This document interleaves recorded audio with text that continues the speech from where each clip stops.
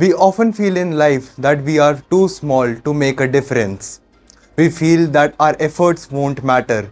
But in life, even the smallest light can chase away the greatest darkness of your life. But devotee, you didn't recognize me. So the friend, next time you say to the God, oh God, you are not giving me chance. Oh God, why you are like this? Understand this, we always have a chance. We always have opportunity. Success is always in our hand. We just have to recognize it. People often say that, हम तो भगवान के भरोसे बैठे हैं. But the thing is, क्या पता भगवान हमारे भरोसे बैठे हो, so that हम कुछ आगे करें और फिर भगवान हमारी मदद करें. So the moral of the story is, God helped them who helped them. Topic of the day is that how defeat that sparks the determination.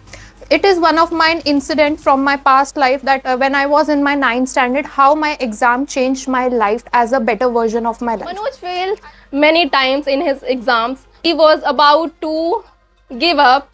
Shraddha reminded him that, Manoj, one day you tell me that if I ever say I love you, then you will turn the world. And now I'm saying it, Manoj, I love you. Now go and turn the world. That word lit a fire in Manoj's heart, and he studied harder than ever and cleared UPSC with his dedication and hard work and support of Shraddha. As you all know that Uttarakhand, Himachal, Punjab has seen a lot of floods this year, a lot of landslides in the hills.